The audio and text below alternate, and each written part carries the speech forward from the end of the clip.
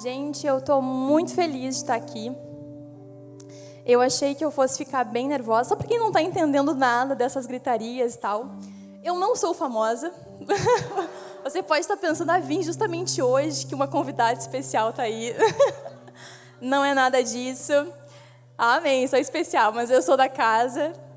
E tudo isso que vai acontecer aqui, a oportunidade de estar falando sobre a palavra, é resultado de um processo que Deus começou a fazer comigo, não só nesse ano, mas nesse ano de forma mais intensa. No final de 2018 e no início de 2019, eu pensava sobre esse ano. Sabe quando a gente vira o ano e a gente está cheio de expectativa? Eu senti no meu ser assim uma impressão, né, no meu espírito, que esse ano seria diferente. Mas assim, sem saber muito bem como corresponder a tudo isso. E eu fui vendo Deus se mover de uma forma muito especial. Falei no retiro e foi assim uma coisa muito legal, porque tudo isso que Deus faz nos tira da zona de conforto. Deus, ele não faz nada quando a gente está acomodado, mas ele sempre está nos impulsionando a ir além. E isso que é o legal de viver com ele. E o que eu vou falar com vocês hoje, eu acho que é muito especial quando alguém prega não sobre uma coisa para vocês, mas eu vou pregar de algo que aconteceu comigo antes. E daí sim eu vou falar para vocês. Porque isso significa que se Deus utilizou isso para falar comigo, é porque essa mensagem também é poderosa para alcançar você. Então eu estou bem feliz, bem feliz. Eu achei que eu ia estar nervosa, eu achei que, sei lá, eu ia estar com muita dor de barriga. Mas até que não. Consegui comer hoje, comi uma comidinha leve, assim, um Mac, né, com meu marido. Mas é isso aí, gente. Então, esse processo que eu falei para vocês, ele está apoiado em 2 pilares principais. E esses pilares são prioridade e obediência. Eu tenho entendido do Senhor que a obediência tem sido o caminho e a forma que Ele tem me conduzido para chegar na prioridade, e é prioridade que a gente vai estar falando hoje. E eu quero que vocês já vão abrindo as Bíblias de vocês em Mateus 6. A gente vai ler uma passagem bastante conhecida que o próprio Jesus está nos falando algo. E ele fala sobre prioridade. É Mateus 6, e a gente vai ler o versículo 33 e o 34. Então, Jesus diz assim: busquem, pois, em primeiro lugar o reino de Deus e a sua justiça, e todas essas coisas serão acrescentadas a vocês. Portanto, não se preocupem com o amanhã, pois o amanhã trará suas próprias preocupações. Basta a cada dia o seu mal. E é interessante que aqui, Jesus está falando, e ele fala, e eu queria chamar a atenção para todas essas coisas, e não todas as coisas. Isso faz toda a diferença na compreensão do que Jesus quer falar aqui.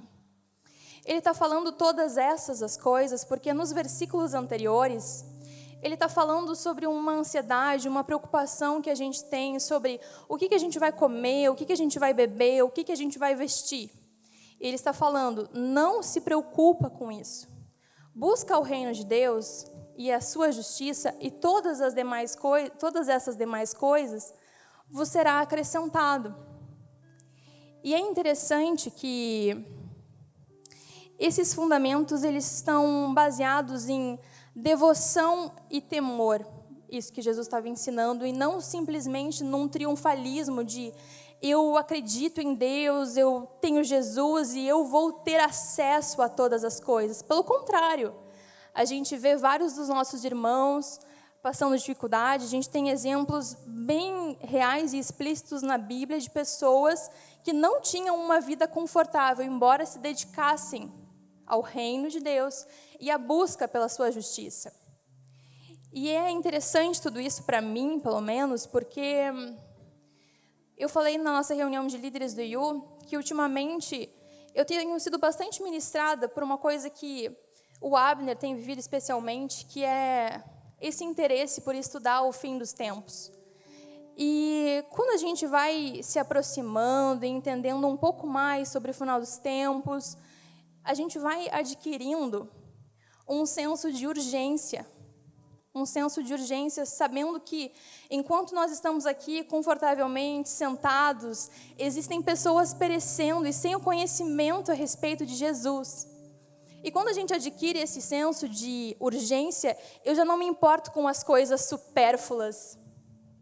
Eu me importo em buscar o reino de Deus, em ser cada vez mais ministrada sobre isso, para que eu possa ir e ministrar isso a outras pessoas. Então, eu já não estou mais interessado com picuinhas ou com as coisas assim, sabe, que são mais detalhes, mais supérfluas. Eu me preocupo em fazer a vontade de Deus, sabendo que Ele está cuidando das minhas necessidades básicas. E isso é muito especial. E uma curiosidade que eu quero trazer para vocês é que, talvez lendo a Bíblia, você já tenha se deparado com duas expressões, que é reino dos céus e reino de Deus. E essas coisas, elas significam exatamente a mesma coisa, só que a palavra, ela foi, durante um tempo, bastante tempo, direcionada aos judeus. E os judeus tinham muito medo de blasfemar contra o nome de Deus, por isso eles se referiam ao reino dos céus. Mas isso significa exatamente a mesma coisa. Então, quando você estiver estudando e se dedicando às Escrituras, saiba que quando você lê essas duas expressões, elas significam a mesma coisa. A palavra reino, ela é basileia em grego, e é citada aproximadamente 144 vezes no Novo Testamento. E o que significa reino? O que significa? O que Jesus estava querendo dizer para nós quando Ele fala buscai o reino de Deus em primeiro lugar? O que é esse reino? Essa palavra que eu falei para vocês em grego, ela está muito relacionada ao governo, ao domínio de Deus. E eu anotei aqui que, de uma perspectiva escatológica, o céu, porque a gente fala de reino de Deus e reino dos céus, como eu falei, né? O céu não é um lugar para onde a gente está indo, mas é um lugar de onde o reino está vindo para ser estabelecido. Dessa forma, o reino, ele não é algo geográfico nesse momento que a gente está falando aqui, mas ele é a extensão do ser de Deus. E isso tudo é muito precioso, e à medida que a gente avança nessa compreensão, a gente vai crescendo em discernimento, e quanto mais, eu já tenho experimentado isso, especialmente esse ano, como eu coloquei para vocês, que à medida que a gente se dispõe a conhecer mais de Deus, é incrível como essa vontade que a gente tem por Ele só aumenta. E eu falava para o Abner, né, antes, durante o dia, a gente ficou conversando um monte sobre essa palavra, foi bem legal. Que no emprego, a gente às vezes não tem uma posição de liderança, então a gente está submetido à liderança e à coordenação de alguém. E isso, por vezes, pode nos transparecer algum impedimento, né? Eu posso ir até aqui, mas a minha coordenadora ou a minha chefe faz o resto, faz aquilo que é mais importante. Só que no reino de Deus, não tem impeditivos para você. Eu não posso dizer assim, Daniel, tu pode ir até aqui. Porque a palavra está ali. E graças a Deus a gente vive num país hoje que nos dá livre acesso a ter esse conhecimento, a buscar um relacionamento íntimo com o Senhor. E é triste quando a gente se contenta com a mediocridade, né? Com estar na média, com viver só um pouquinho. Eu não quero tudo, isso aqui já está suficiente. Mas não, essa noite também é um encorajamento para você de dizer, o reino de Deus, Ele está aqui para mim, para você, e quanto mais a gente se empenha a conhecer Ele, quão gratificante é receber e conhecer mais e mais do Senhor. Porque a gente não está vivendo aqui só o presente sem perspectiva de futuro. Existe, como eu li há pouco, de uma perspectiva escatológica, que esse reino vai ser estabelecido. Então eu não posso simplesmente agir como uma espectadora do que vai acontecer, mas é muito diferente quando eu me posiciono como uma agente de transformação que vai favorecer, que vai colaborar com a atração desse reino para ser estabelecido na terra, porque é um reino eterno, é um reino presente e é um reino vindouro. E é incrível, é incrível. Mas nesse versículo que eu li ali, Jesus fala sobre prioridade, né, numa primeira instância. Ele fala buscar em primeiro lugar. Em primeiro lugar, isso está refletido como prioridade. E foi engraçado a forma como essa palavra foi me despertada há 1 mês e meio e pouco atrás, enfim. Eu estava numa capacitação pelo trabalho, num lugar chamado Perestroika, não sei quantos de vocês conhecem, mas era uma capacitação sobre transformação digital, como a gente adquire esse mindset digital, e o facilitador lá todo faceiro, conversando e tal, estava muito legal. E, do nada, ele fala uma frase do Mário Sérgio Cortella que diz: a palavra prioridade não tem plural. E eu fiquei pensando assim. Ele discorreu um pouco, sabe, sobre isso, mas ali a minha mente já tinha se perdido, porque eu lembrei desse versículo que Jesus fala, e eu comecei a entender assim, realmente, a palavra prioridade não tem plural, é por isso que Jesus está falando para a gente buscar em primeiro lugar o reino dele. Porque quando a gente busca o reino de Deus em primeiro lugar, é inevitável que a gente viva a extensão disso na nossa casa, nos nossos estudos, nos nossos trabalhos, nas nossas relações com as pessoas. Então, se eu busco o reino de Deus em primeiro lugar, eu busco ser excelente naquilo que eu faço, porque eu sei que o que eu faço honra ou desonra o nome do Senhor. Por isso que eu não preciso me preocupar em, o meu trabalho é minha prioridade, porque eu tenho que refletir Cristo lá. Espera. Se você busca o reino de Deus em primeiro lugar, é impossível que em todas essas outras esferas você não seja um cristão que busca o reino de Deus, porque você vai ver isso de forma muito natural e orgânica acontecendo. E você pode estar se perguntando, mas de quem é esse reino dos céus? E Jesus fala em Mateus 5:3, que bem-aventurados são os pobres em espírito, pois deles é o reino dos céus. E enquanto eu preparava essa palavra, foi muito interessante quando eu me deparei com esse versículo, porque hoje quando a gente pensa na palavra pobre, eu não sei vocês assim, mas quando eu penso nessa palavra, por mais que eu não me considere rica, pelo contrário, eu não enxergo como uma coisa boa. E aqui Jesus está falando que o reino dos céus são dos pobres de espírito. E eu disse, espera aí, Senhor, me mostra, como assim? Como assim é dos pobres de espírito? E eu entendi que ser pobre de espírito é reconhecer que nada somos sem Deus. Que nada somos sem Ele e que tudo que nós temos não é pela força do nosso braço, que o reconhecimento que eu tenho no meu trabalho não é porque eu sou boa em mim mesma, mas é porque o Senhor operou a transformação de mente em mim, que fez com que eu deixasse de ser a antiga Maiara e depois do meu novo nascimento, a minha busca fosse caminhar nele e agir diferente. Isso é ser pobre de espírito, é por isso que Jesus fala que deles é o reino dos céus.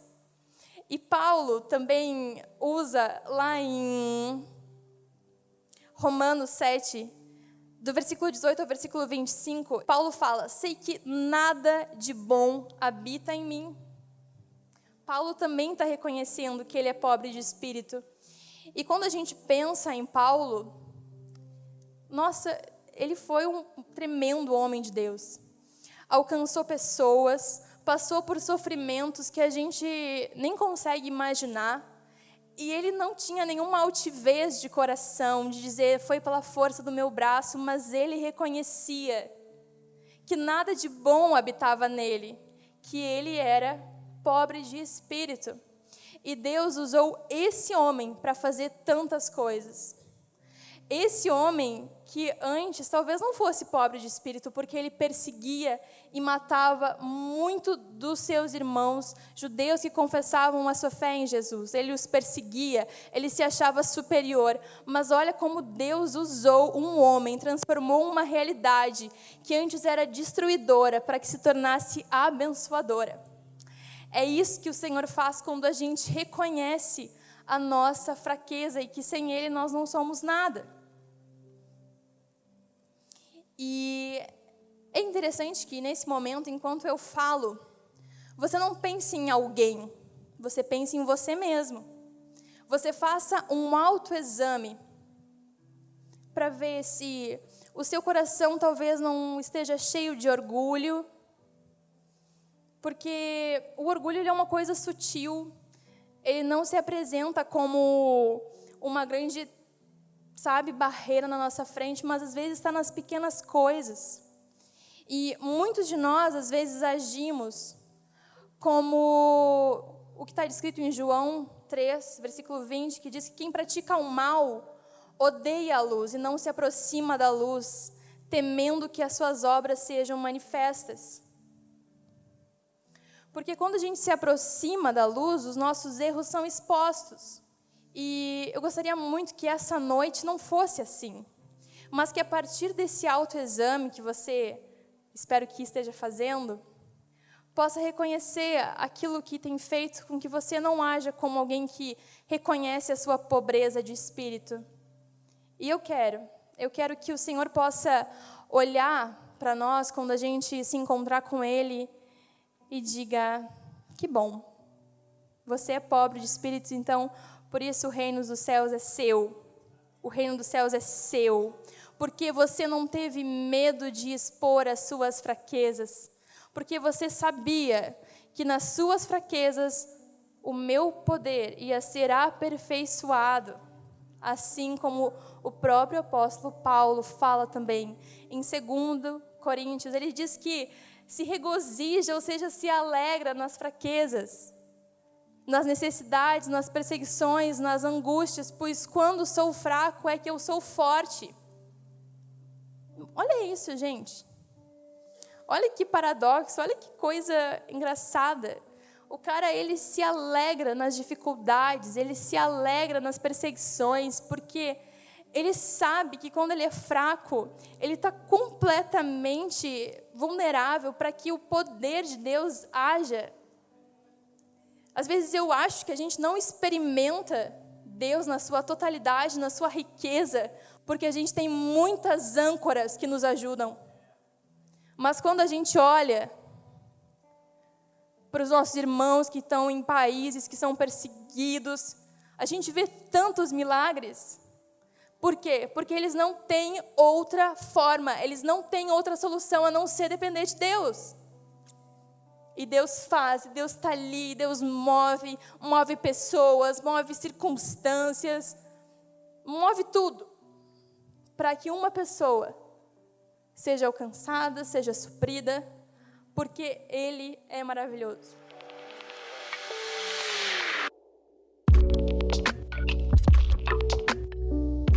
Eu sou casada com Abner, e a gente tem gostos extremamente opostos.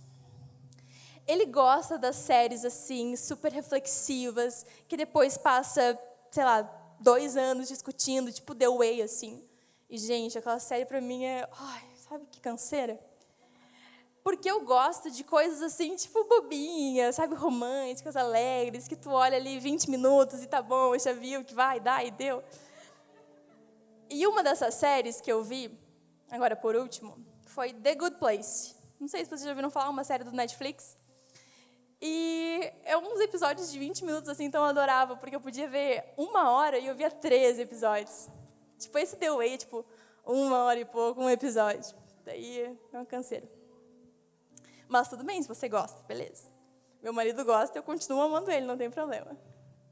Só que nessa série, sem querer dar spoiler para você nenhum, tem uma personagem que é a Tahani. E essa série tem esse nome porque existe, né, na série, depois que você morre, um lugar bom, que é o The Good Place, e um lugar ruim, que é o The Bad Place. E essa Tahani, ela morre e vai parar no The Good Place.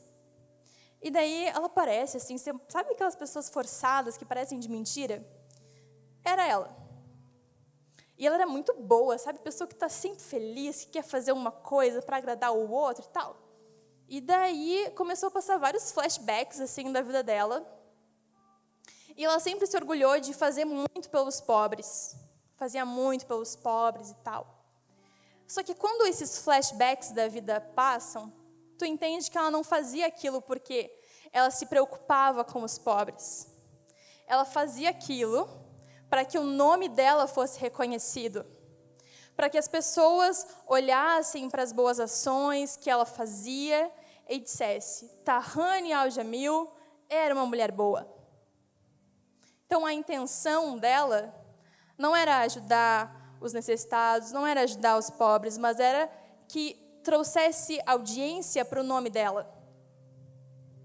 E assim também a gente vê Judas. Sabe quando Maria de Betânia estava para ungir os pés de Jesus com um perfume caro?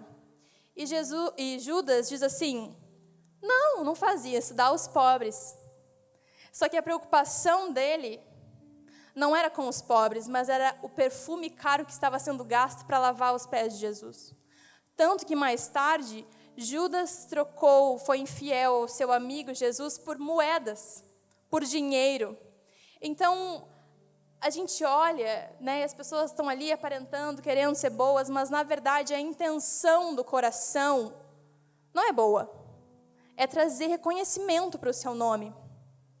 E a palavra de Deus, ela é dura, e diz assim, em Provérbios 16, 18, a soberba precede a ruína, e a altivez do espírito, a queda. Então, eu chamo a atenção de vocês para isso, para que a nossa preocupação não seja em fazer e trazer reconhecimento para o nosso nome, mas que tudo que a gente faz seja por propósito, por entender que a gente é um canal, é uma ferramenta nas mãos de Deus e que, se Ele tem misericórdia de nos usar, que privilégio a gente tem, então eu vou fazer isso por Deus e para Ele. E eu queria te fazer algumas perguntas que são retóricas, e é só para você refletir, que é quais são as suas e as minhas motivações? Essa pergunta é para nós. O que eu faço, o que vocês fazem quando ninguém está olhando? E o que você faz quando está todo mundo olhando? Esse auditório está cheio. Então, está sujo aqui, eu vou varrer.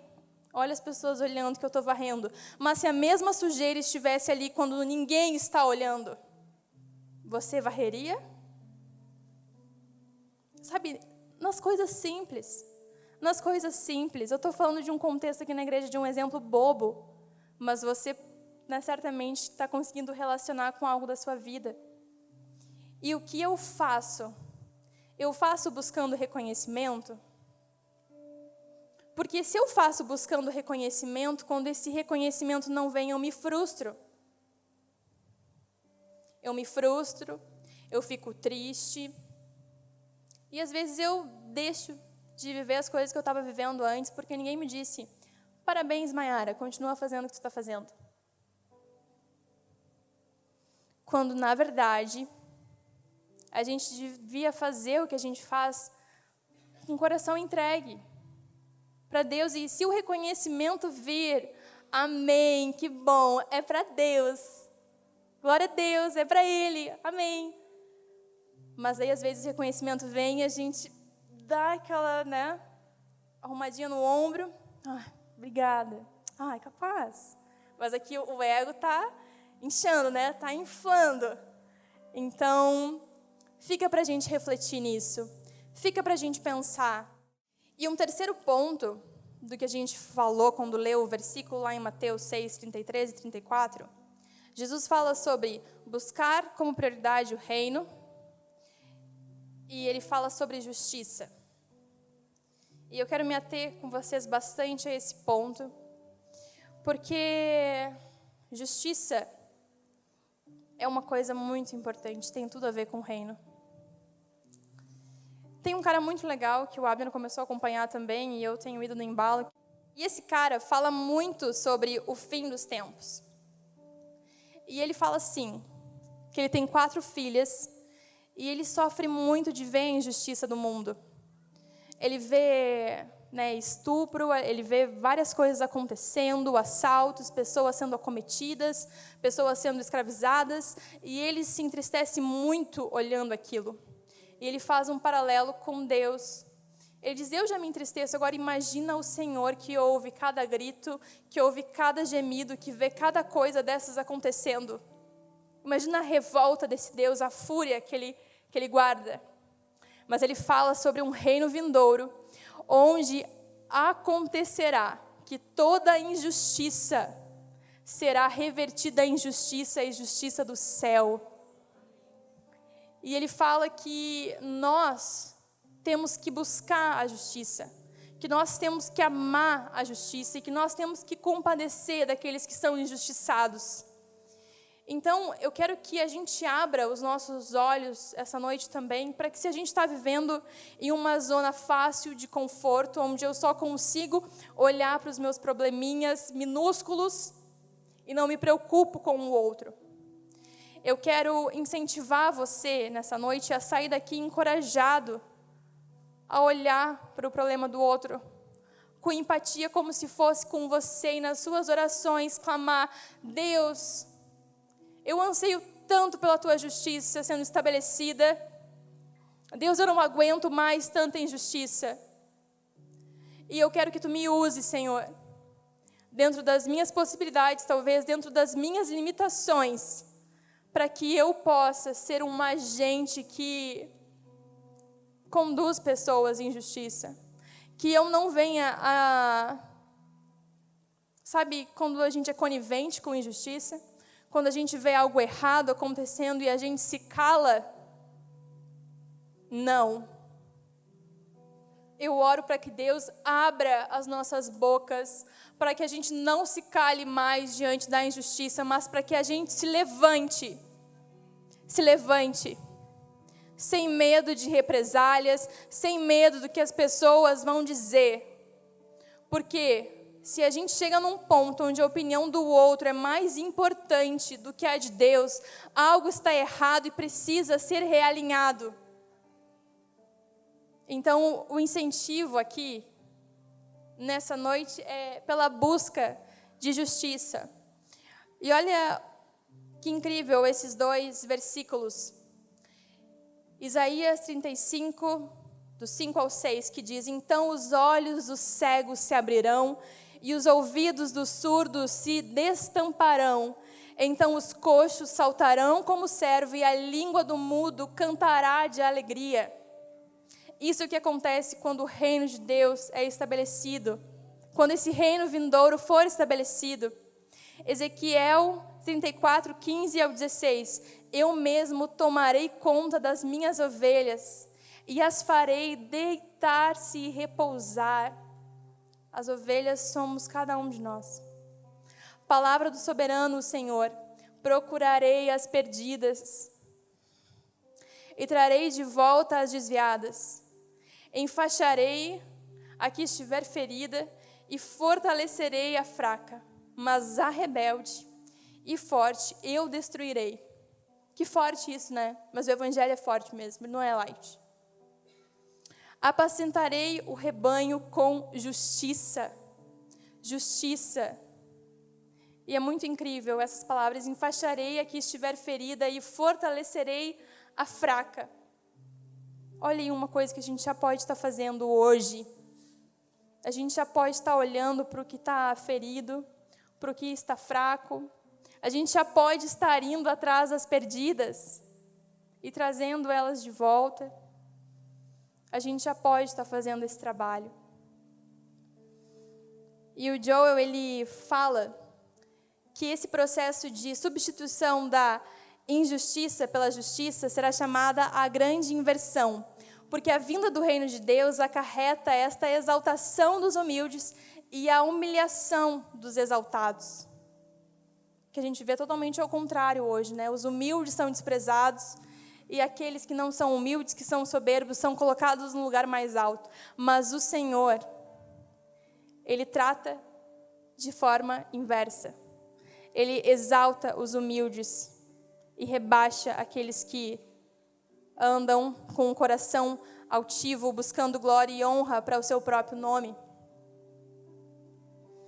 E Ele nos exorta como cristãos que são genuínos e procuram andar de acordo com a palavra de Deus, que a gente não deve fazer nada por ambição egoísta ou por vaidade. Filipenses 2, 3. Assim como a personagem da série que eu falei para vocês fazia. Ela fazia por ambição egoísta, ela fazia por vaidade. Mas vocês não façam nada disso. Mas humildemente considerem os outros superiores a vocês mesmos. Filipenses 2, do 5 ao 8. Seja a atitude de vocês a mesma de Cristo Jesus, que embora sendo Deus, não considerou ser igual a Deus. Que ser igual a Deus era algo que devia apegar-se, mas esvaziou-se a si mesmo, vindo a ser servo. Aleluia. Tornando-se semelhante aos homens e sendo encontrado em forma humana, humilhou-se a si mesmo e foi obediente até a morte, e morte de cruz. E se eu já falei coisas fortes aqui, segura no banco, porque o próximo versículo é ainda mais. São palavras de Jesus, não são minhas. Então não fica bravo comigo.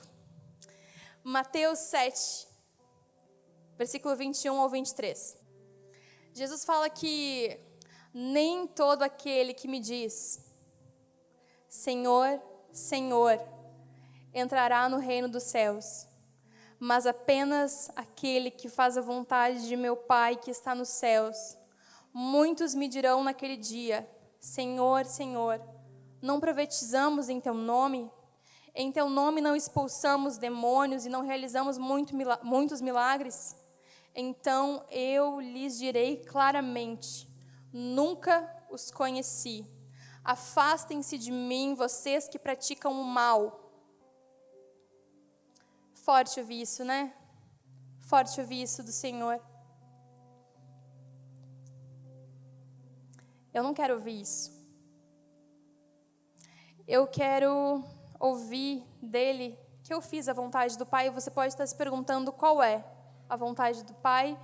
E lá em João 6, 39, 40 diz, Jesus diz, esta é a vontade daquele que me enviou, que eu não perca nenhum dos que ele me deu, mas os ressuscite no último dia. Porque a vontade de meu Pai é que todo aquele que olhar para o Filho e nele crer tenha a vida eterna, e eu o ressuscitarei no último dia.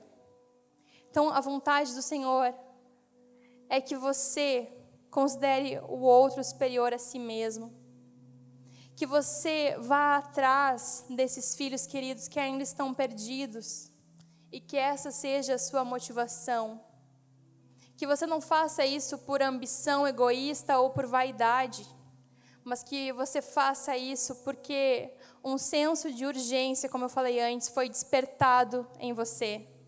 E você não se contenta mais a viver uma zona de conforto ou viver fazendo aquilo que não agrada o Senhor.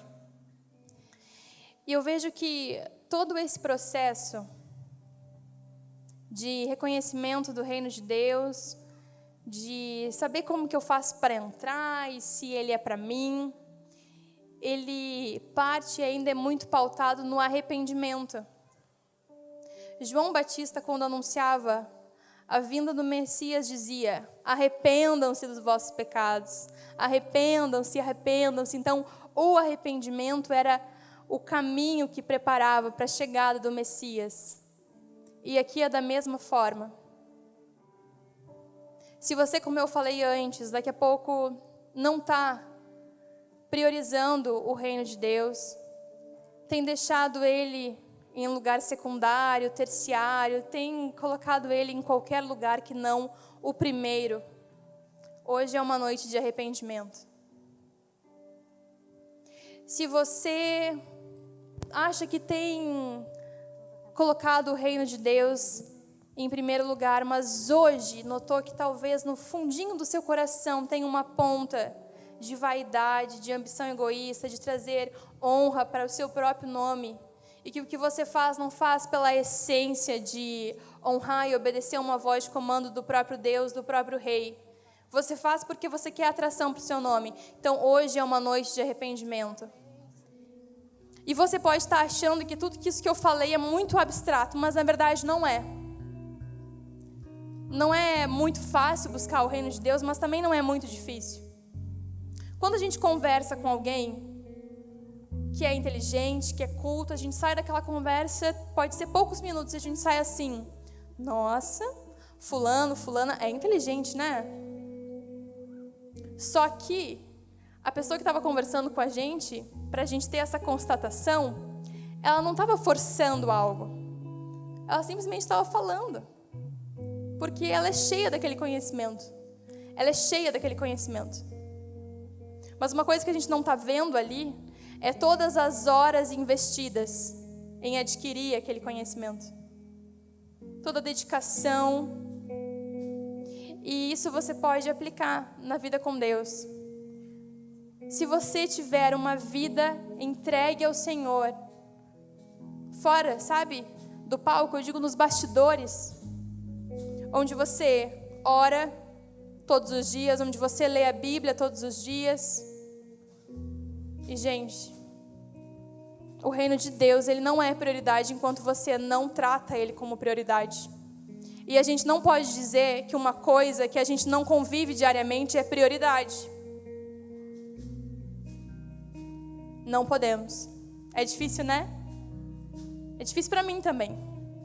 Porque às vezes estou muito cansada. E só digo para Deus: Deus, estou muito cansada. E passa, sabe? Passa o dia, passa os dias, passa a semana. Mas o Senhor quer nos trazer de volta. Ele quer realinhar o nosso coração essa noite. Onde nós vamos sair daqui com a convicção de que se eu priorizo o reino de Deus, se eu coloco Ele em primeiro lugar na minha vida, todas as demais coisas estão conectadas nisso.